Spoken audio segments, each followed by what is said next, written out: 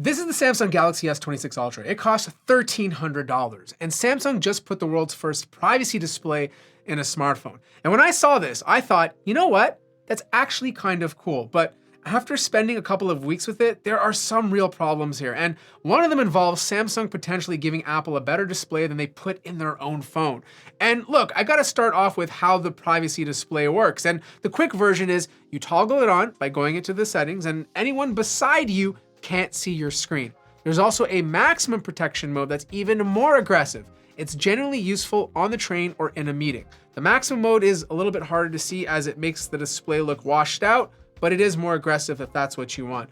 And look, some of you have said, just buy a privacy screen protector. I get it, but those things suck compared to having it built into the hardware.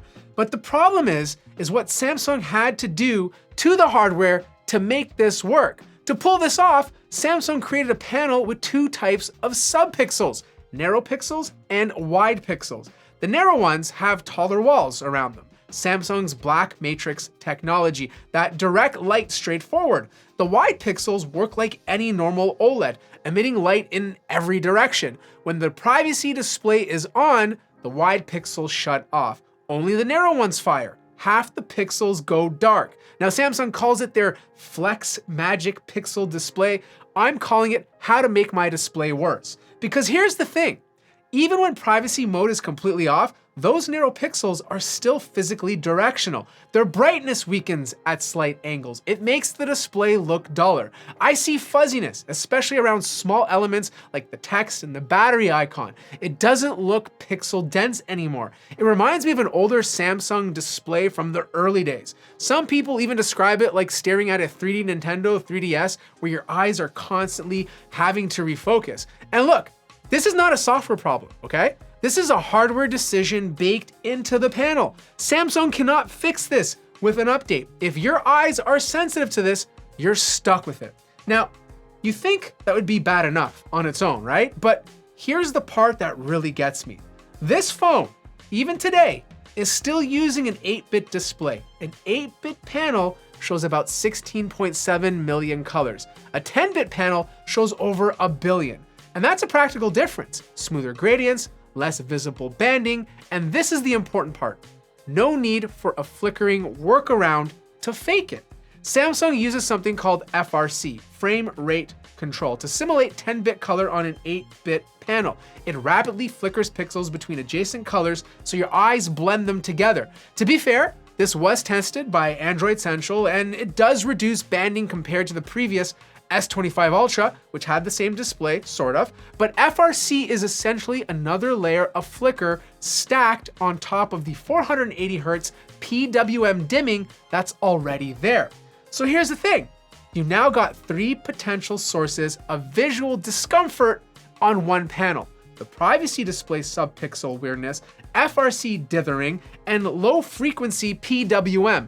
For flicker-sensitive people, this can mean headaches, eye strain, dizziness, and none of it, and I mean none of it, can be turned off. Meanwhile, the Honor Magic 8 Pro, true 10-bit, OnePlus 15, true 10-bit, a Xiaomi 17, 12-bit, cheaper phones with better panels. Samsung told the press at their launch event that the S26 Ultra had a 10-bit display. Media reported it. People pre-ordered it based on this. Then a week later, Samsung quietly walks it back, saying 10-bit actually referred to color processing, not the panel hardware. That's not a miscommunication. This is a complete trust issue. The iPhone 17 Pro Max has none of this drama. No privacy display complications, a higher peak brightness of 3000 nits, Dolby Vision support, which Samsung still doesn't have, and Apple's anti-reflective coating has actually improved this year, while Samsung's got worse compared to the S25 Ultra. Now, I know I've been going on hard on the display, but there's actually a lot to like about the rest of this phone, so let's talk about it. They rounded off the corners and it's just a little bit more comfortable to hold now. Not as sharp and boxy as the previous S25 Ultra. It kind of blends the S26 Plus, which means you lose some of that Ultra identity. To some, that's a bad thing, but to others, it's completely fine. It's thinner at 7.9 millimeters, lighter at 214 grams. They dropped the titanium for aluminum. Samsung says it's better for color matching. I say it's better for cost cutting. And look, the iPhone 17 Pro Max did the exact same thing. everyone is ditching titanium this year. The S26 Ultra is noticeably lighter than the iPhone, but the iPhone has MagSafe built in, while Samsung still has no Qi 2 magnets. Even Google has it now. You'll have to buy a case if you want it. Camera bump has grown, the phone wobbles on the desk now, and the S Pen. I now have to insert it the right way, or it sticks out. Like, I put it in wrong and I was like, what the heck is going on with this S Pen? Like, why is it sticking out like that? And I would take it in and out of my pocket, and even sometimes when it's inserted correctly, I keep accidentally pressing it and it's really freaking annoying. But performance, and I have to give it to Samsung, like this thing is an absolute monster. The Snapdragon 8 Elite Gen 5 for Galaxy is ridiculously fast. Like, does it feel noticeably faster than the S25 Ultra day to day? Honestly, no, but that's just where phones are now. But the numbers are at the top of the charts. 19% CPU boost, 24% GPU, 39% NPU for all the AI processing that's going on now. Gaming stays around 27 to 30 degrees Celsius under load, same as the iPhone 17 Pro Max. No throttling. It trades benchmark wins with the A19 Pro depending on the test. You're not going to bottleneck either phone doing anything. But here's something that will bottleneck you: the battery. We're still on a 5,000 milliamp hour cell. This has been unchanged since the Galaxy S21 Ultra. 6 years, same battery. Meanwhile, Chinese rivals are pushing 7,500 with silicon carbon chemistry, and the battery life on those phones is insane. In real world use, I'm averaging 7 to 8 hours of screen on time. Heavy users will need to charge by evening. Like with my iPhone 17 Pro Max, I get roughly another hour and a half of screen on time. Apple still wins here, but there is some better news. They finally bumped wire charging to 60 watts, 50% in 15 minutes, full charge in about 49 versus over an hour and 20 for the iPhone. Charging speeds goes to Samsung by a lot. Now the speakers are solid, down firing plus the earpiece, boomy, good volume, among the best of any phone. Not much change from last year. The one annoyance though is that the right speaker is easy to muffle with your palm in landscape, probably because of the S Pen slot. But here's a little test. You guys let me know which one sounds better.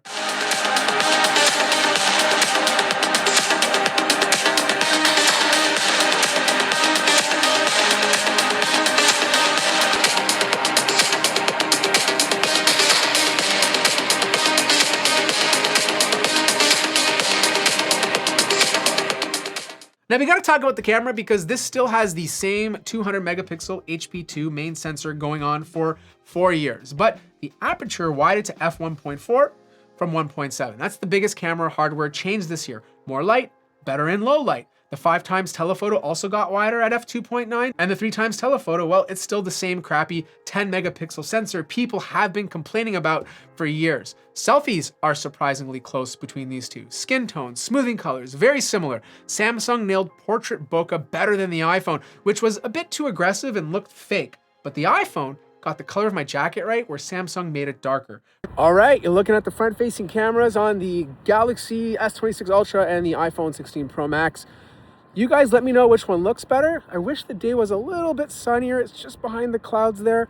Actually, there's a little bit right there. Let me know how the exposure is when I point the cameras at the sun. Obviously, again, let me know how the colors look. Based on what I'm looking at, the iPhone has more blues in the jacket. Samsung looks a little darker.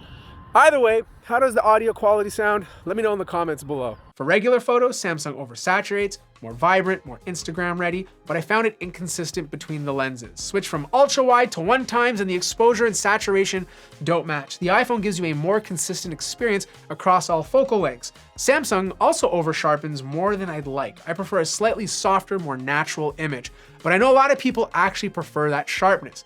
Finally, anything that involves zooming in far, Samsung tends to win. The iPhone caps out at 48 times, while Samsung can digitally zoom up to 100. Low light is the real upgrade this year for the cameras. The wider aperture pays off. The S26 Ultra takes really good night photos now. Wide lens, main lens, doesn't matter. There's just more light coming in. Samsung also handles lens flares way better than the iPhone, which is notorious for those little orbs everywhere. Much cleaner on the Galaxy. But nighttime video actually impressed me. The video capabilities in general are much in line now with the iPhone. Both have log for color grading. Samsung added APV, Advanced Professional Video. This is their answer to ProRes. Huge files, but way more data to push around in post. And Horizon Lock keeps the horizon stable even if you spin the phone 360 degrees.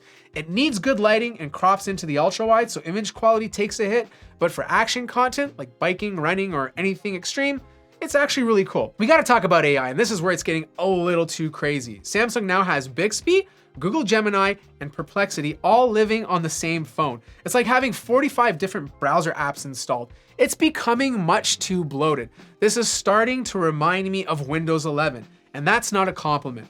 But the AI photo stuff, I'm just not a fan. Like, I'm glad the tools are there for those who want it, but for me, it's just not for me. You know, it just takes away from the authenticity of taking a natural photo. Okay, so here's the bottom line. If you're choosing between this and the iPhone 17 Pro Max, the iPhone gives you a no drama display, a higher brightness, Dolby Vision, better battery life, and MagSafe. Samsung gives you a lighter phone, better zoom, the S Pen, APV, and Horizon Lock for creators. If you're on an S23 Ultra or older, it's gonna be a solid upgrade. Like performance, charging speed, camera, processing, 7 years of software support, go for it. But I recommend finding an S25 Ultra instead. If you're on an S25 or S24 Ultra, you gotta wait. One UI 8.5 is coming to your phone. The display is a downgrade, at least to me at best. There's almost nothing here worth $1,300 again. Sure, if you work for the CIA or you're a paranoid person who takes the subway every day and you're worried about the person beside you looking at your recipes, then go for it. But I'd honestly rather slap on a crappy privacy screen protector and have a better display underneath. My suggestion, go to the store, look at the display, turn privacy mode on and off and see how it feels to your eyes. Like, look, Samsung did take a genuine swing here, I respect it. At least they tried something, but swinging and connecting are two different things. I don't want fuzz on my $1,300 screen, especially from a company that literally leads the world in panel technology. This is probably not gonna be one of the best smartphones of 2026, at least to me, but I want you guys to hear the truth before you make a decision. Now, if you're still interested in checking it out or the iPhone, I'll place links to it in the description down below. If you have any questions, let me know in the comments. Like this video if you liked it, subscribe if you haven't already, and I'll see you guys in the next one.